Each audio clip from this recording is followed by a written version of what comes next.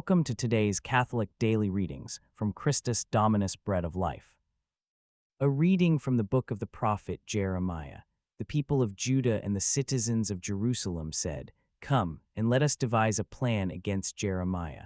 For the law will not perish from the priest, nor counsel from the wise, nor a sermon from the prophet. Come, and let us strike him with the tongue, and let us pay no attention to any of his words. Attend to me, O Lord, and hear the voice of my adversaries. Should evil be rendered for good, for they have dug a pit for my soul. Remember that I have stood in your sight, so as to speak on their behalf for good, and to avert your indignation from them."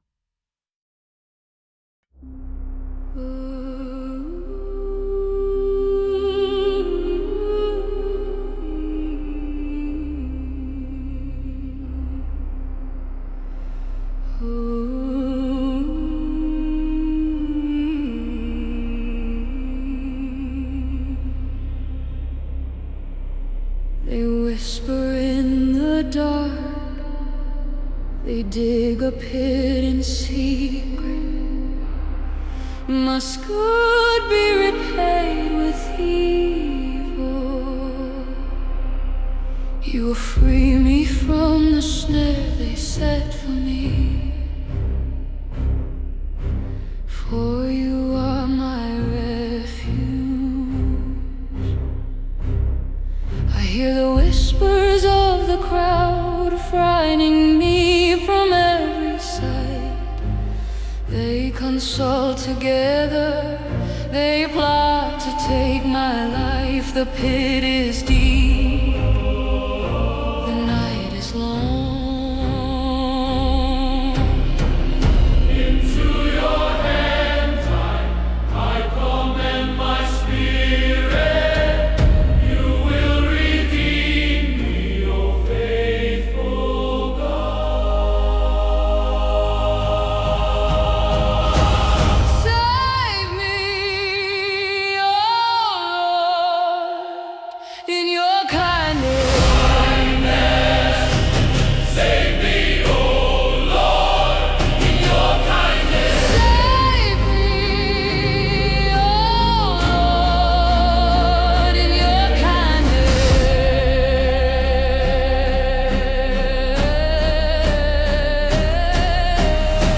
Can you drink the cup? Can you walk the road? The Son of Man will be betrayed, mocked and scourged, lifted up to die.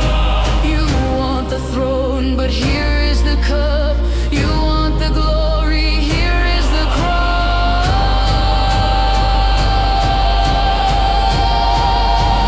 Save me, O Lord, in your kindness. Save me, O Lord, in your kindness. Save me, O Lord, in your kindness.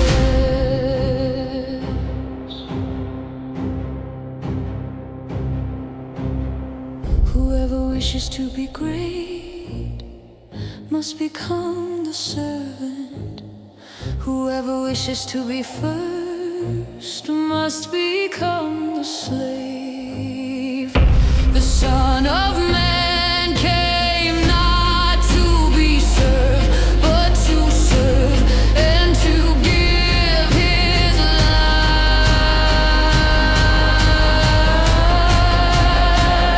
as a ransom for many.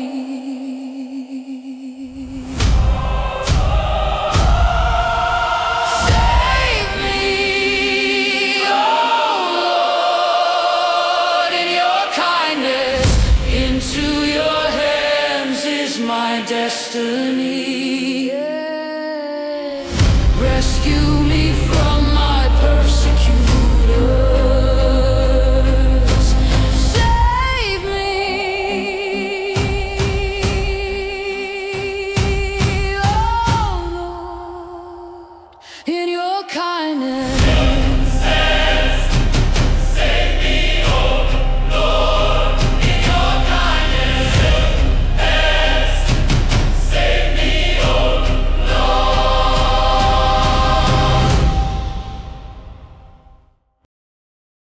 A reading from the Holy Gospel according to Matthew. And Jesus, ascending to Jerusalem, took the 12 disciples aside in private and said to them, Behold, we are ascending to Jerusalem, and the Son of Man shall be handed over to the leaders of the priests and to the scribes, and they shall condemn him to death, and they shall hand him over to the Gentiles to be mocked and scourged and crucified, and on the third day he shall rise again. Then the mother of the sons of Zebedee approached him with her sons, adoring him and petitioning something from him. And he said to her, What do you want? She said to him, Declare that these, my 2 sons, may sit, one at your right hand and the other at your left in your kingdom.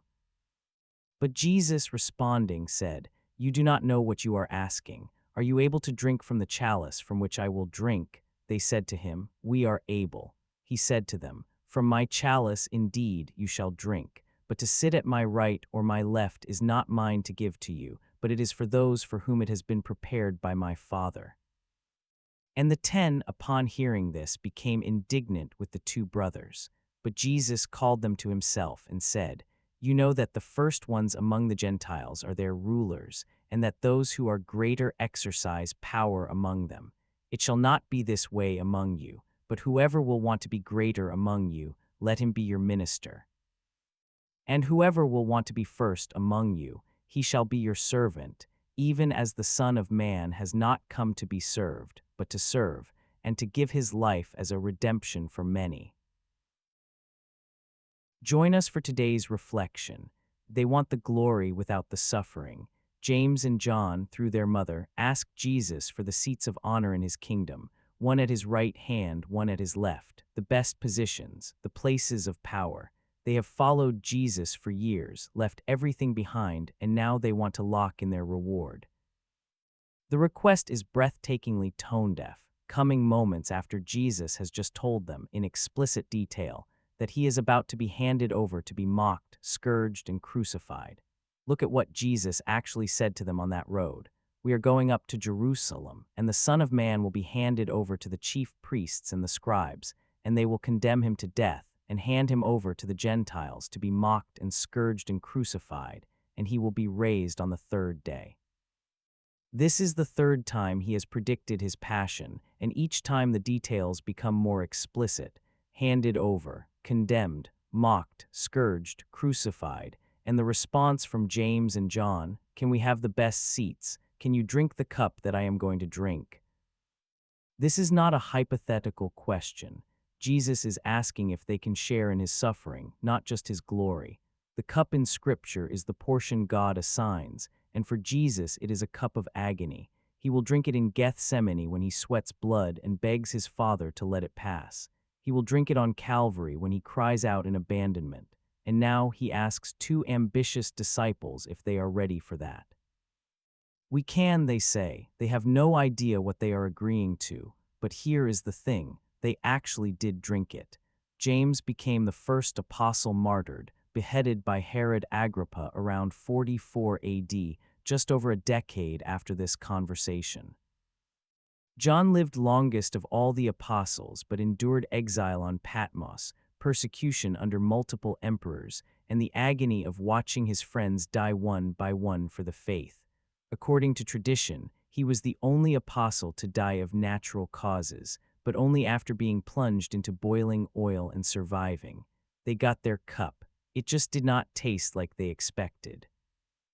The other 10 disciples are indignant when they hear about the request, not because they think it is wrong to want greatness, but because they wanted those seats too. Their anger exposes their own ambition.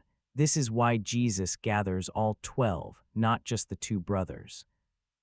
He knows the disease is not limited to James and John, so he delivers one of the most countercultural statements ever made. You know that the rulers of the Gentiles lord it over them, and their great ones make their authority over them felt. It shall not be so among you. Whoever wishes to be great among you shall be your servant. Whoever wishes to be first among you shall be your slave. The Son of Man did not come to be served, but to serve, and to give his life as a ransom for many. Notice the word ransom. In the ancient world, a ransom was the price paid to free a slave or a prisoner of war. Jesus is saying that his death is a payment that sets people free. Free from what?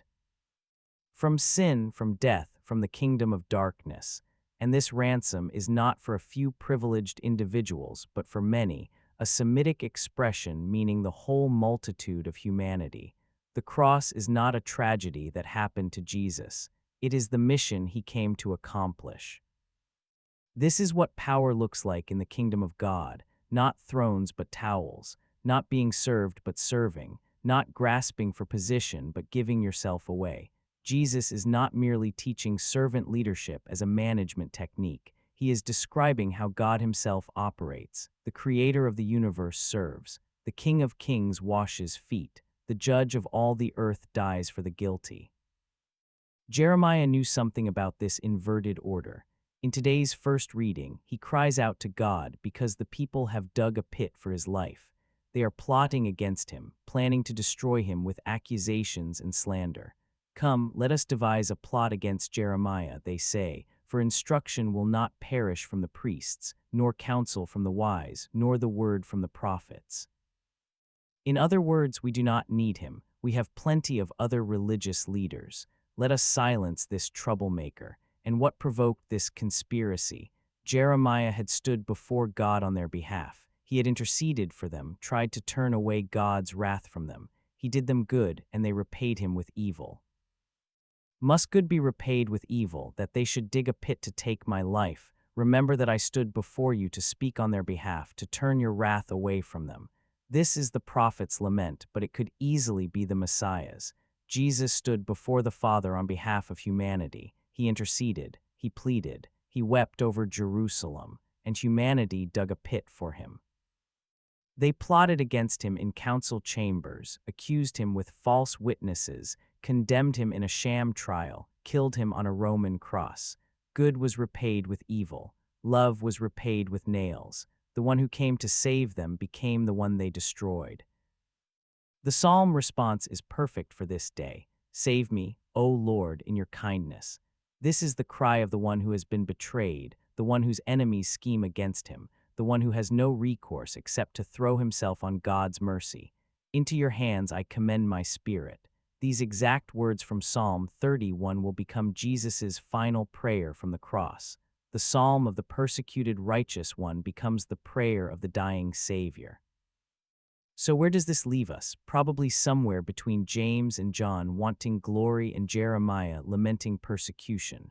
We want the kingdom without the cross. We want Easter Sunday without Good Friday. We want the resurrection body without the dying. We want to sit at the right hand without drinking the cup. Jesus does not rebuke the desire for greatness. He redirects it. You want to be great, serve. You want to be first, become last. You want a seat at the table. Start by washing the feet of everyone else at the table. The path to glory runs through Golgotha. There is no shortcut. There is no VIP entrance. There is no way to the crown except through the cross. Can you drink the cup? That is still the question.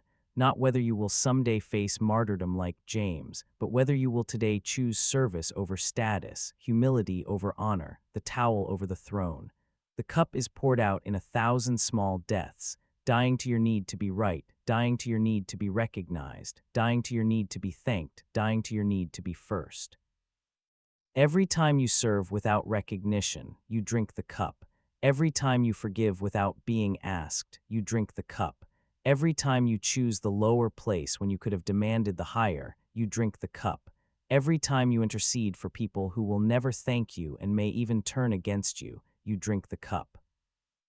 The Son of Man came to serve and to give his life as a ransom for many. If you want to follow him, that is the direction you are headed, not toward the throne room, but toward the basin and towel, not toward acclaim, but toward anonymity, not toward being served, but toward serving until it costs you everything. James and John eventually understood. They drank the cup, and somewhere in eternity, they have seats that were worth every drop.